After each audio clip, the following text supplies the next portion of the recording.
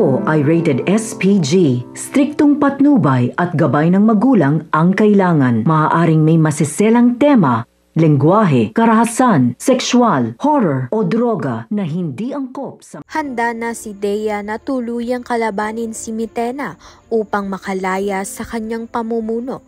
Ngunit bago niya maisakatuparan ng plano, ipinakita muna niya ang magandang pakikitungo kay Mitena upang hindi ito tuluyang makahalata. Sa lihim na paraan, binigyan niya ng tseha si Mitena hanggang mawalan ito ng malay. Alam ni Dea na ito na ang pagkakataon para lumaya sapagkat siya ang itinakdang tagapagmana ng brilyante ng hangin. Samantalang buo na ang bagong henerasyon ng mga sangre, dumating na si Terra, ang nagmana ng brilyante ng lupa na nakatakdang maging pinuno ng kanilang pangkat. Kasama rin nila si Flamara, tagapagdala ng brilyante ng apoy, at si Adamus, tagapagngalaga ng brilyante ng tubig.